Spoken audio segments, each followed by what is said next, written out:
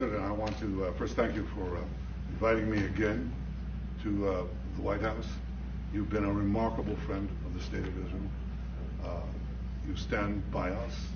One shouldn't use any social media platform on his devices to post. To this channel, don't forget to like this video, comment, share, subscribe, and press the notification button so that you'll be able to enjoy our video whenever we post. Remain blessed as I do so. Mr. Michael, Chinedu Michael, the government of Finland, Court of Finland, has freed about 4 people charged with Ekpa.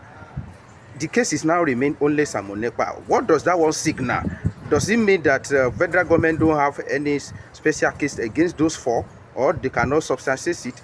Can we expect something like that in the case of Ekpa? It's the manipulation that is we are seeing from the Nigerian government, lack of no interest, lack of no evidence, lack of just deliberate attempt to sideline or to clamp down on voices who are standing against the agenda that is eating up Nigeria to death at this moment. And that is why when you look at this issue of Musa, Christopher Musa, looking at the issue of the present ambassador, Salina, Sana, or ambassador to Nigeria, Finnish ambassador to Nigeria, and look at the compromise and the body language of the statement coming from the presidency. And of course, they were denied that grossly because there was no relationship between Nigeria and Finland in the first place. Then how come are they trying to put Finland to a place that you can see Alexander Stubb is already covered with blood as I'm talking to you, because the absence of what is happening in Nigeria has already been passed to the international community as I'm talking to you now. The ICC has already taken note, and the best option after a thorough signal from charity organizations, World Civil Society organization, are telling Finland government to respect the sanity and the sanctity of the fundamental human right of whatever arrangement or whatever I think is no longer funny to the world concerning Simon Ekpa disappearance, because people doesn't know whether Simon Ekpa is already actually in custody, whether he's been deprived or house arrest, or whether he's been just put in a confinement because of his presence in the public space that seems to be a threat to Fulanis in Nigeria, and to be a threat to Fulanization and Islamic agenda in Nigeria, and the continuous infiltration of the Fulani herdsmen and Boko Haram in the major Biafran parts of the world, killing, and nobody is standing up to talk. The Eastern governors are weak, and nobody is saying anything about it. But on daily basis, our mothers and our people keep on dying in Anambra State. You can see it all over the media now, how Fulanis entered Anambra and killed people in their farms, and nobody is standing up to say anything about that. And these are voices that the Finnish government has come to understand, that this is actually...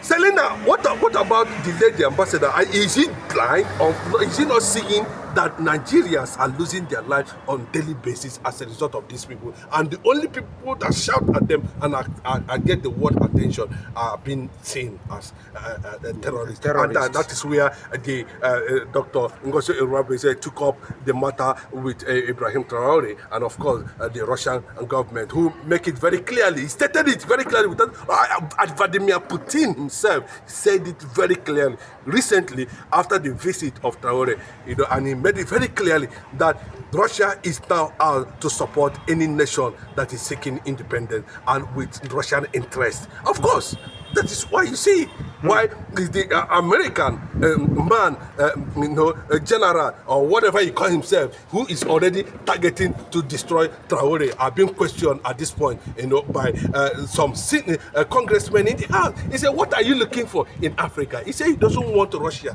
to take over Africa. Then, if we feel comfortable that Russia will be able to protect the independence of Biafra, And from the way this is going now, there are seemingly ongoing pressure on the Finnish government now to decide the fate of Simon Ekpa in a very short period, or else there's going to be consequences. And they are advising Finland to do a lot of things. They are also advising Dr. Ngozi Robese to start preparing for possible a treaty, that will begin to champion the globalization of recognition of Biafra, all over the world. So that is why on hitting that wall and the fell back, the AGF fell back, and everybody, there was this emergency meeting in Aso Rock on what do they do about Simon Ekpa. Now the AGF have come out to say it is very difficult for us to think about extradition because somewhere along the line, the structures that would have opened that extradition of Simon Ekpa, the Finnish government have already sent a signal by releasing those, saying they pass for and saying they are innocent. They don't find anything against them.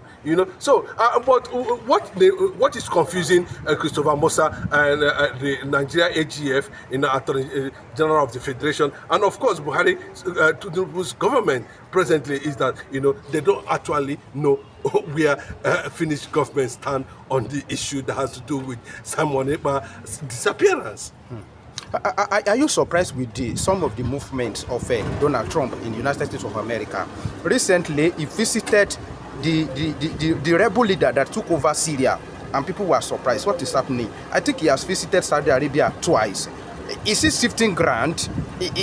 Are you see Donald Trump romancing some perceived terrorist? What is your reaction? And even before, to some extent, we were looking at Donald Trump as somebody that can help in the area of struggle of Biafra. But with what is going on now, can we still rely on Donald Trump? I don't want to take up that mantle of recognition. And because I know that this is world politics, but Donald Trump is just new in his administration.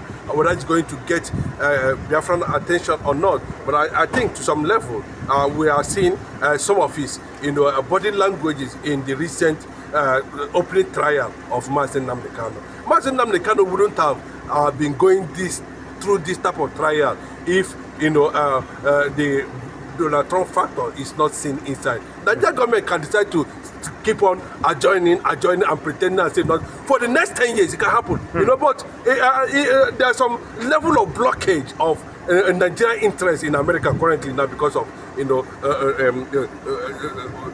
Kanu. No, I'm telling you, because of Nnamdi Kanu. You don't know. You think this trial now, they say, come, let us try, they bring another judge. You think it's ordinary? That is massive. Okay, let me tell you. You saw the Igbo army veterans, delegates from America before they left to Nigeria to America, they had a meeting with the congressmen. Didn't you watch it? Would anybody all over the world, now I'm saying it, come out and challenge me on this video that they did not see it, that they were not delegates from the Donald Trump government? That is there in Abuja, taking note, watching, spying what is actually going on. I can see how the whole thing is going. No evidence against Mazen Nnamdi Kanu. And you understand, assuming there was no Donald Trump there, what do you think would have been the fate of Mazen Nnamdi Kanu now? So what you're saying is that Donald Trump is still... of course, some of his allies has worked in the corridors of IPOB in the past.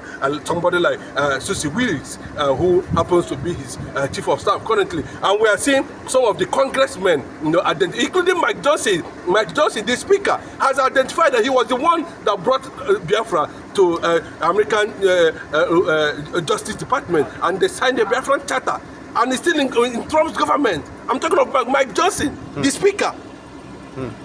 So nobody's going to deny that, But what we are saying is that, what is paramount to Donald Trump, is to make sure that the war in between Ukraine and, of course, Russia, and of course the peace in the Middle East. And Donald Trump has always been a friend of the Saudis. Right from even his second term, he always visits this. We have been friends. They signed deals a lot, and Saudi Arabia is one of the American allies. For life, the Christ come, they signed it just like Japan. The Christ come. So when you see American president going through those recognizing, because they want peace in that region. Israel is under pressure, military pressure from these people, and the only way is this diplomatic move. America, who is seen as the best ally of Israel, is trying to build a kind of friendship and a science on diplomatic agreement that will see peace return to Middle East. And of course, as a businessman, instead of go collect money from pocket now, the Wakai own, especially we can do strike there, and you can see how many billions of dollars he's just walking away from his visit on tour in, of course, the Middle East. Mr. Chinedu, before we round up, May 30 is far a bit, but what May 30 represents in this country is different, especially to the people of the Southeast. What May 30th represents is a very hefty something, and there are some activities marked to mark that, May 30th. But I think that one of those activities is not sit down well with authority in this country, and they are try to kick against it. What do you have to say about this? IPOP say people should sit down at home at least 12 hours, but our security force say, come on, you can go about your business. If you are in the East that day, which authority are you going to listen to? I will honor IPOB. I will honor Biafra. I will honor those who stood against oppression. I will also honor those who defended my reason of granting this interview today. It's not Nigeria. I will go for IPOB and I will sit at home in solidarity for the unjustified war brought by Britain and the Fulanese, the Arab world, against the Igbo people. Igbo people lost so many things, lost friends, lost neighbors. Some even deny that they are not Igbo. As a result of that war. Because they were afraid, part of... I don't know, whatever it is. Are we not seeing, say, we are a Igbo man? I'm an Igbo man. Of course, I'm an Igbo man. You see? I see why all of them are there talking about sitting at home. Of course, it happens all over the world. Today, Ibrahim Traore was invited to participate in the anniversary of military parade of the Second World War in Russia. He Moscow. went there. Everybody does it. No, why is the Igbo own not a threat? Well, let me tell you, we will sit at home. If the government feel that those who are doing it are not reasonable, then let the faction of Ohanese, that is Inguzo. If Inguzo, I know you when you were the youth leader of Ohanese. I know the role you played. It's like something is wrong somewhere. Respect yourself. I was sitting down with you when Nyawodo was made Ohanese president in Enugu. I'm not a kid. I'm watching you coming out to say some certain things you don't know about. Respect yourself. Know that over 6 million Igbos died in that war. Mr. Chinedu, I don't want us to dig too much in this thing because May 30th is too. But before that day come, we're still going to deeper and deeper on this issue. So let us wrap this up, my people. I put it to suspense until we do another video on May 30th. Remain blessed. Thank you very much.